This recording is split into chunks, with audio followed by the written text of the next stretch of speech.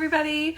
We're going live today with Estie from, now I forgot her handle name, something like Outside the Box, to discuss connected parenting for the neurodivergent child. So you're going to hear more from Estie. Hey everybody. She will share her story hi Estie. So you'll hear more from her, but I love what she has to say.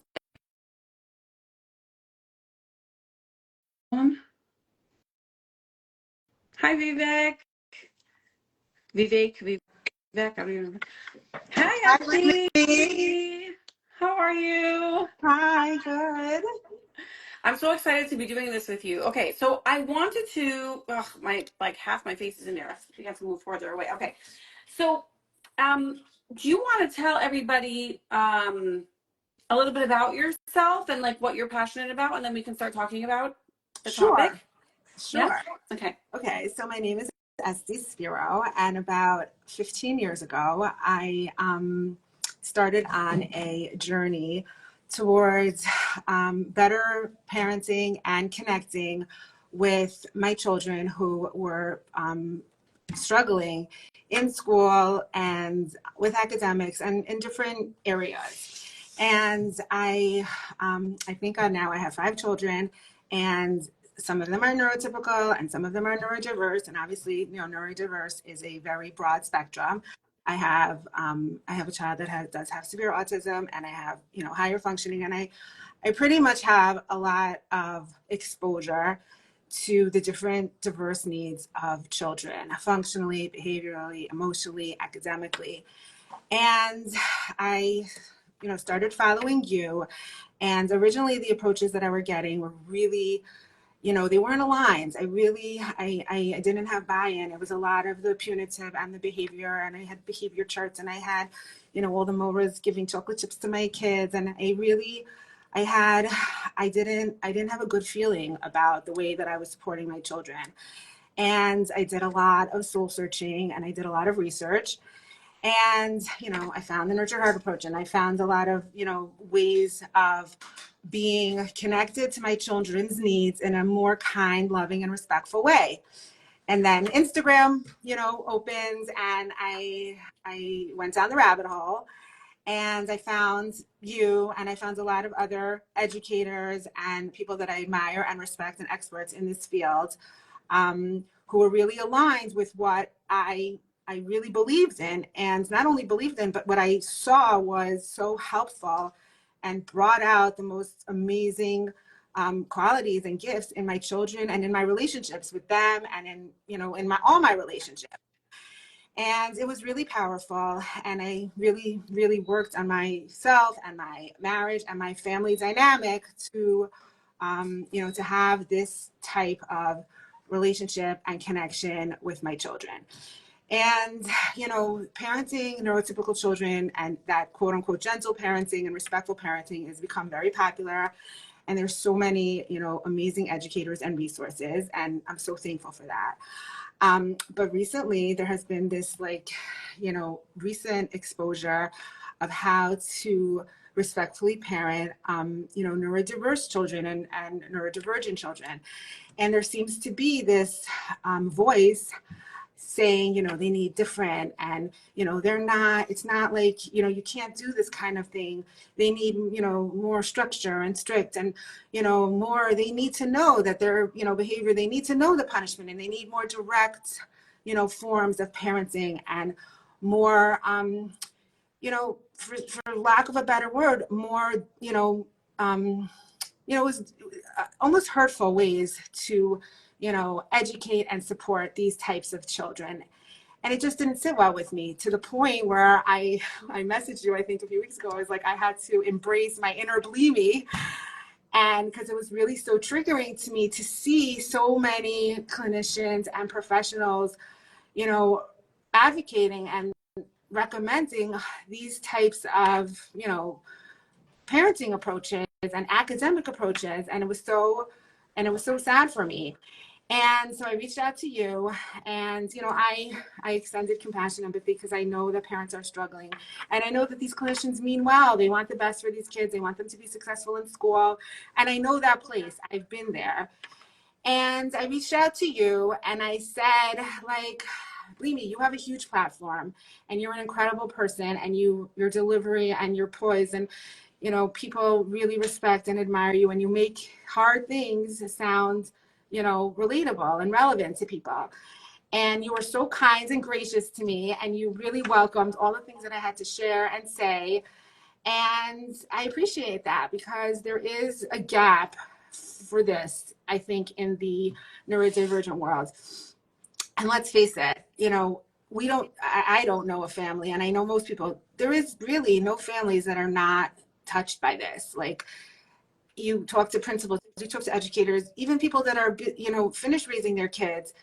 Neurodiversity is a community-wide challenge, and so many people are struggling, and it's hard. It's a painful place to be in. There's so much emotion and so much grief and sadness, and it's heavy for people. And I felt like it needed somebody like you to, who's aligned with what I have to share, to be able to like bring this type of information out to the world. Yeah, wow. Thank you so much for sharing that. Yeah, and the reason why I wanted to bring you on is because I very much believe what you believe.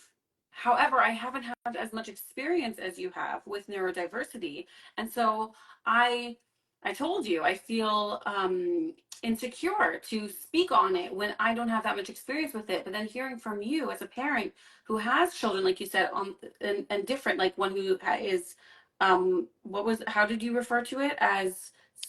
I have a child that's on the severe side of Severe. Okay, autism. I wasn't sure what word to use. I thought you said severe, but I was worried to use More, something that was. it's more politically correct to call lesser functioning or lower functioning or higher needs, whatever it is. He's 15 years old, and he's on the higher needs. He's in a therapeutic placement. He, is not independent, and, he has a lot of higher needs. And then I have, think I have a lot of other children ranging from developmental delays to reading disabilities, auditory processing, some that just have holistic, challenges. And I have that experience. I Right. have that Right. And you told me that. Yeah. Sorry. I have this personally, and I have this professionally, because I am an advocate for parents that really struggle. I support parents through a lot of their emotional and social needs for their children, and academic. I support a lot of families, creating IEPs and special education plans to better support their children in school environments. And I am an advocate. I am a voice for this demographic, because it's hard. It's really, really hard. Yeah. Yeah, and I loved, and for me, I also sometimes see out there like different sort of advice for the neurodivergent communities. And of course, it would make sense for advice to be different, but different in the sense of like a little bit more, like you said, hurtful, maybe like, right? Like for the neurotypical, uh, neurotypical children, we're talking much more about respectful parenting, etc. And you'll see in the neurodivergent community, you might see more advice that like is based on rewards and punishments and things like that. Am I right? Yes. And the reason that is that there is a big, parents really want their kids who are neurodivergent to be able to fit in. If a neurotypical kid doesn't fit in, they're considered quirky, they're not sports, they're not, but they do good grades, they go to school with their father, they're fully verbal, they're okay. If they're struggling in one area, it's okay. We don't have to freak out and make sure.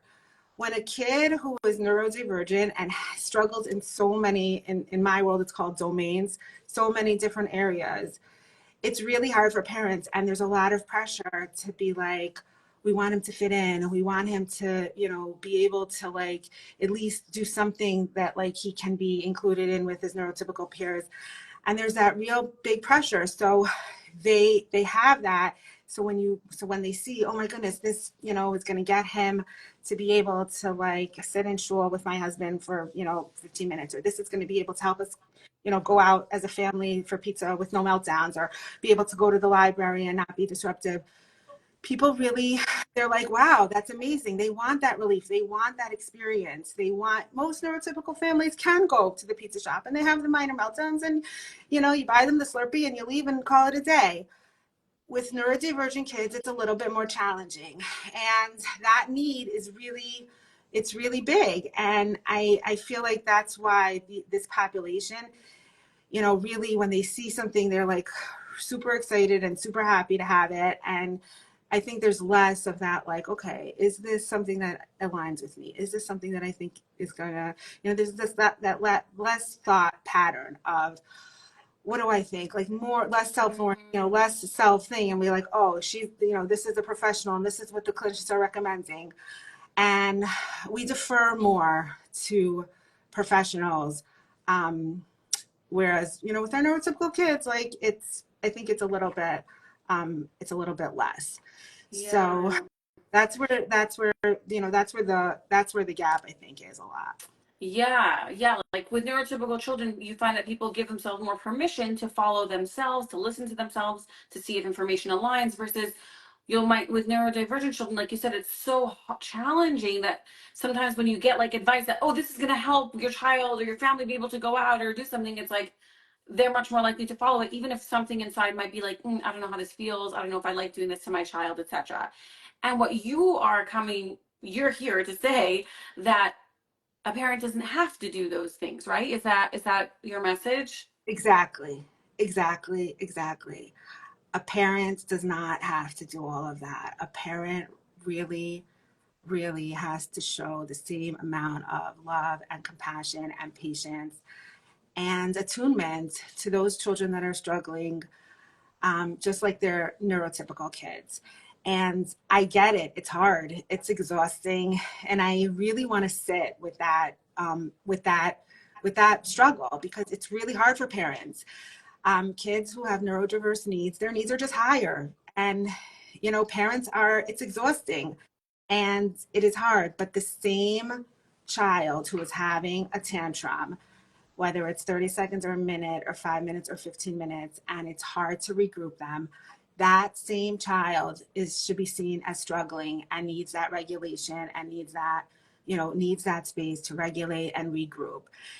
And not the punishment, not the isolation, it's I see parents and they see their kids struggling, and they have this respectful parenting approach, and they want to be kind and gentle, and they'll do it for the kids where they can, because their bandwidth is they have capacity for it, because it's easier to regroup and to co-regulate a child that doesn't struggle so much with regulation.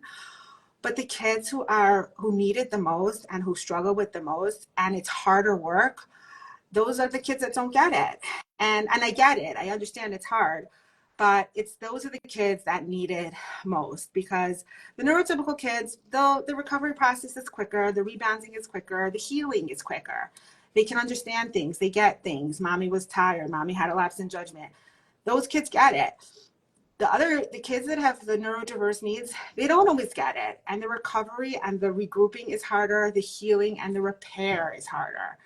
So I always try to, support the families that I work with, is that think long-term. I know we're very into benchmarks, like, okay, so we did this and we did this. It's called response to intervention, RTI, that's what we call it. So we did this, protocol, and he regrouped, and we did this. And so it was, working. And I tell parents, was it working? Like, did your child feel good? Did you feel good about it? Like, did you feel like you met his needs? Like, were you connected to him? And oftentimes they say no. Oftentimes they say, like, it did not feel good, and that they knew he was struggling. So, that's what the paper and the empirical data and the response information may show on, but our children are not performing, we don't mark our children. Like, how do you grade that? How do you, the response to intervention, what's the barometer?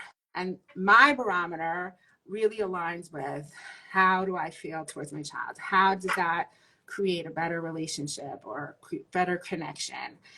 And that's my goal, is to, give that message of being connected and being a respectful and patient parent and a regulated parent for these kids is as important, if not more important, than the neurotypical children. Yeah, wow.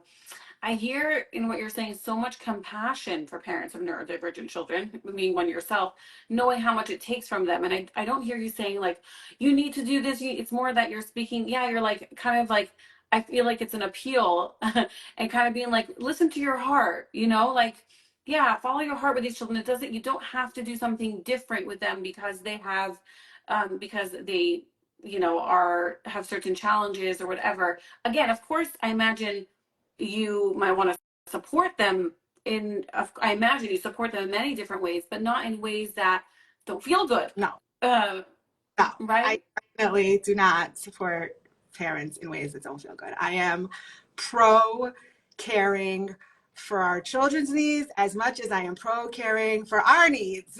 And anybody who knows me knows that that's the key. That is the element. Parents need to take care of themselves. Their physical, their emotional, their spiritual, their mental needs must be taken care of. We can't do this if we don't take care of ourselves. And one of the things that I'm a big advocate of, I don't even call it self-care. I just call it care. Not self-care to eat and to move and to, go to, a shear. And these are not self-care practices. These are general care practices. And one of the things that I tell parents of neurodivergent children is that they have higher needs. It's how life is. And it's important, the fact that they're limited in whatever independent life that they are going to have, because they are, hopefully going to have lead independent lives. And obviously this is a spectrum, and kids who get the support now live more independent, successful lives. That's data that's been, Harvard has that data. Like, I'm not making that up. It is documented that kids who have a primary caregiver that is connected to them, that supports them, that gives them the love and kindness and respect, and is able to regulate themselves, the adult, the primary caregiver, the outcome for the child is significantly increased.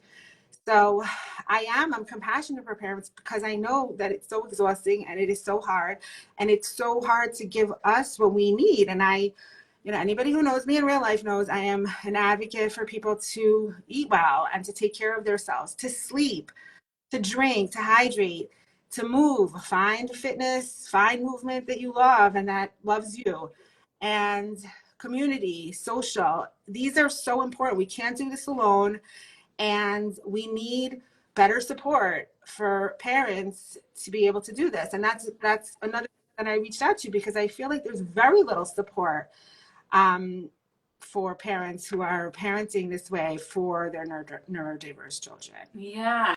So there's like, for you, you're wishing the focus was more on, let's support these parents so that they have so much regulation, so much ability to regulate, that then they can give that over to their child, which then, like you said, is directly related to the child's success, um, altogether.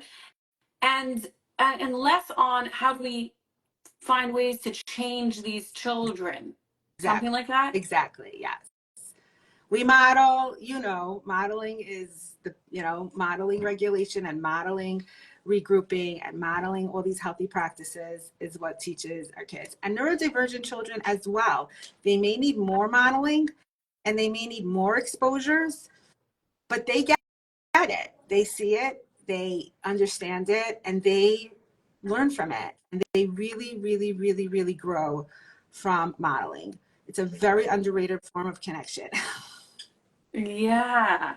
Yeah. And also, like, I'm thinking also, and tell me if you agree with this, that neurodivergent children are neurodivergent and they will be for the rest of their lives. They were never designed to be neurotypical. And I am under the impression, I might be wrong, so correct me if I'm wrong, that sometimes these protocols or these things that they suggest for neurodivergent children kind of try to make them neurotypical, when for me it's more, how can I support this child to be their best self versus how do I make them neurotypical, or more like, is that, does that resonate?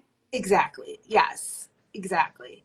Unfortunately, we're in a society where we don't have the resources to be able to support and even include all the different types of neurodiversity in our communities, in our schools, in our faith-based groups, in any of them.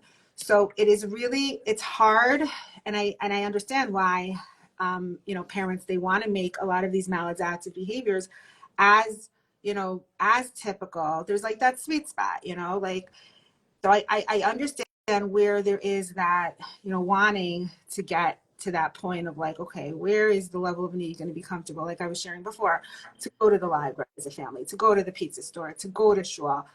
And sometimes it isn't, sometimes kids are just, they don't have the attention span to sit in shul, or the attention span to go out for dinner or to go on a long car ride. And part of that is grief and acceptance and sadness and loss and not wanting to change the child, like exactly what you said, meeting their children where they're at. And it's difficult. It's really hard. And it's hard, especially for men and boys. I feel like that shul connection is really, a lot of families struggle. When is my son going to be able to come to shul? And when is he going to be able to, do the things that they are supposed to do? And especially in our religious communities, the standards are really high. They're high for kids. And it's hard. And we also don't have a lot of outlets for kids who, are neurodivergent and have amazing gifts and amazing talents and are like, can play instruments and can perform in musical drama, and who can dance and who can do gymnastics and who can ice skate, robotics, you know, coding. We don't have that so much. We have a very long day in school for kids. And it's hard. It's hard to supplement.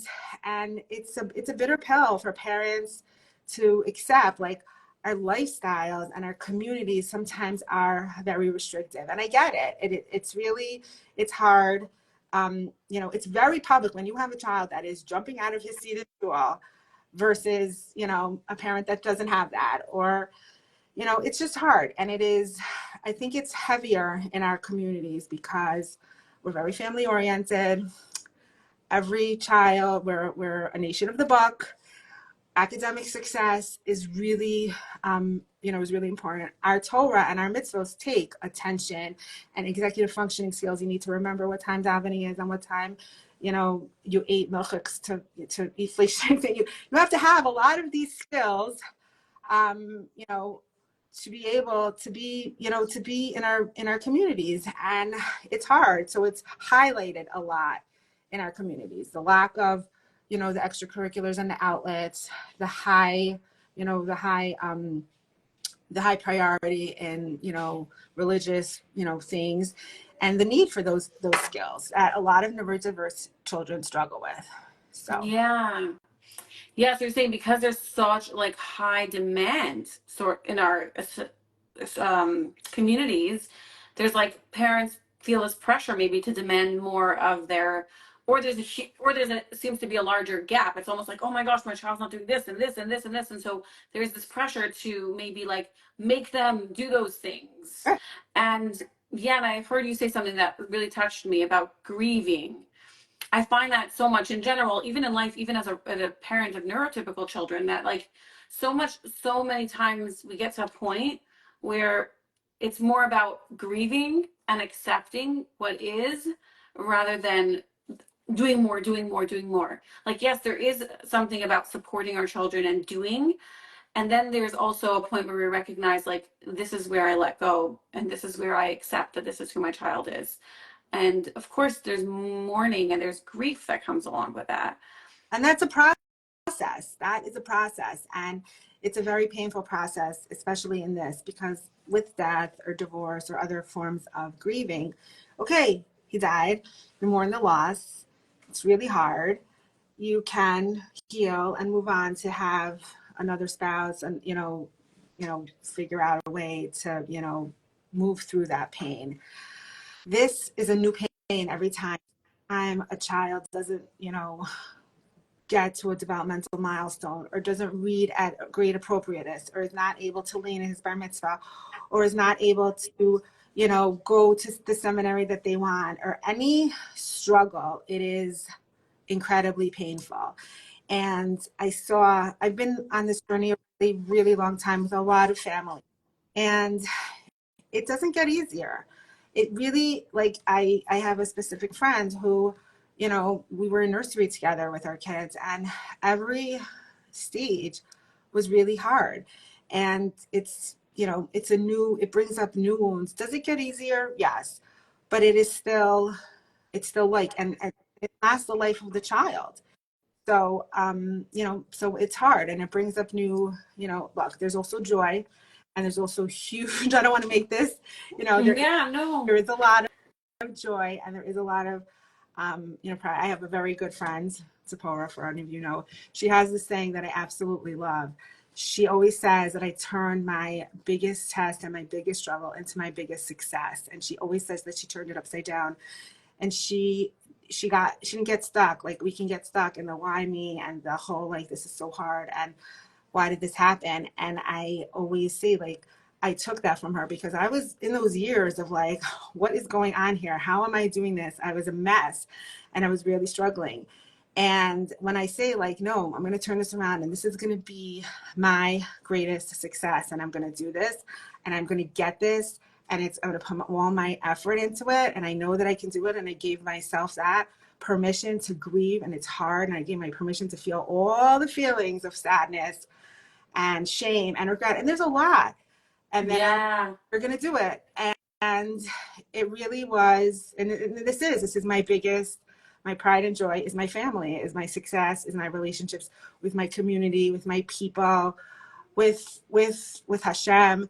And it really, I know it sounds cliche that that you grow from these things, but it is, these are growth opportunities, and they're really, really growth experiences. And it's possible. Like, it really is possible with proper care and the proper mindset and education and support. These kids can be successful, and they will be successful, whatever success for them looks like. Right. Whatever success means for them. Yeah. Yeah. And I really love your message so, so, so much, because, as you know, I'm so passionate about treating children with respect. Like, that's so something that is like, right, it's like my life project. I want that for like the whole world. And to hear that, with neurodivergent children, it's also possible. And not only possible, that it's maybe like in what I hear you saying is that, like, it's preferable, like, at least in your experience. And yeah, and you're saying, like, you don't have to do the things that, like, aren't respectful or don't sit well with you as a parent. Even with your neurodivergent children, there is a way, there is a path that is connected and compassionate and respectful. And that's really what I hear you say. Absolutely. Yeah. And I so, so, so love that message. And I'm so, like I said, I'm passionate about it too. Of course, like, I don't come from the same place that you do, because I don't have the experience that you do, but I love that you do have that. And so that's like, you have that credibility, you know? If you have time for one more second, Yeah, of course. I'm a spread the light kind of person. Like, I see something that's like disturbing and sad, and I don't like to criticize that. I just like to spread the light and teach better and show up better.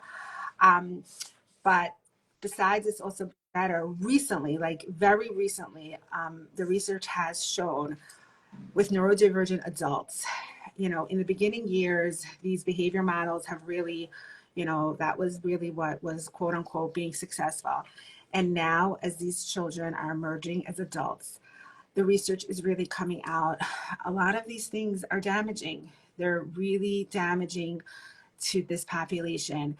And when I read the data and I read the studies, and it saddens me, like, these adults, when they talk about, this punitive and all the really sad things that they experience, all in the name of, like, getting them, to be able to focus, or to, stay on task or whatever. It saddens me. And I really, when I see that, I really, like it gives me life to spread the message that it's so important to be connected and to be loving and respectful and understand, be attuned to your children, and be aware of their needs and work on ourselves, take care of ourselves to be able to show them the love and respect, because it's really important. Yeah. Yeah. It reminds me, I actually recently saw, I sometimes will read these forums of adults who are neurodivergent, who are adults now, and they'll speak about their experience when they were younger and how traumatic it was and what it did for them. And I remember somebody saying that, like, they would try to escape the room when they had therapy because it was so painful, and so they had to put locks up high on the door so the child couldn't escape. And I'm like, wow, like I have so much compassion for those parents and for the therapists. I think everyone meant well and everyone wanted what was best for this child, and at the same time, it's like it breaks my heart, and it's like, is it really necessary to do something like that? And what I hear you saying is like, no, that's not necessary at all. And No. not only is it not necessary, you think that it's actually building, really hurtful. building a relationship and rapport and engagement and connected and finding meaning is the way. Like locking the door, no. And elopement, running away from those things are things that I deal with all the time.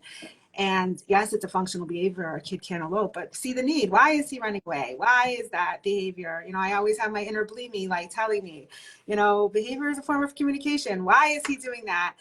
And figure out like what really does this kid need? And don't just see the behavior, see that need. And it's powerful. Yeah. What I'm hearing you say is basically the same concepts that we apply to neurotypical children can really be applied to them. It's just maybe in a, like you said, it requires more of us, because with a neurotypical child, they can tell you what they need, or maybe it's more obvious. With them, it might be harder to guess, it might be harder to figure out. It takes more out of us, and the regulation takes more, right? Yeah. But I'm hearing it's really the same. It's like, right, I'm thinking now, I'm like, they're neurodiverse, but they're still a person. Like, just like all of us, there's always a need behind anything for any of us. And so, yeah, if we can like meet them where they're at, figure out what their need is, and then help them in that, support them in that way, yeah, it makes so much sense to me. Okay, good.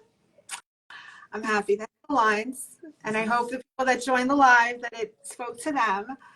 And yeah, this is like my passion, my goal. I like you have your courses and you help parents, do their work so that they can show better. I do help parents, especially in this, try and access, better supports for themselves and their children and their families. Can people reach out to you? Like, how does it work? Absolutely. You can reach out to Okay. my So through Instagram. your page, I Yeah. guess, or do you have, okay. Yes. Email is the same handle, outside the box advocate, and it's at Oh, gmail.com. perfect. So it's the same name, outside the box advocate at gmail.com. They can reach out to you for support with their neurodivergent children, and you will support them in this way of like staying connected and loving and compassionate and respectful, all the while supporting their child, which I love. Thank you, Esty, so much for being here and reaching out to me about this, and yeah, coming on, because like I said, I really feel passionate about this, and I think that so many parents could use this support. Right? Definitely. To hear this message. I think some parents might even feel in their hearts like, yeah, I want to do this, but then they hear the professionals and the clinicians all saying like, no, these children need something different. These children, and they might then feel insecure and not sure. And I think maybe it can even be helpful for parents like that to hear there's a parent right here with Yeah. um, who has neurodivergent children who's saying, no, you don't need to do that. So Yes, no, and thank you. And thank you for giving me the platform to share that of message. course, of course. I would love to have you on again, maybe, and to Sapora thing. This was so fantastic. Thank you so much for sharing your story. You're a light to so many. Yeah, I was gonna say I would love to in the future even, because I feel like parents of neurodivergent children can really, really the chizuk, like how do we say that in English? The like encouragement, use the encouragement and the support. So thank you. Thank you so much for having me. Take care. Thank you everybody for joining. Bye.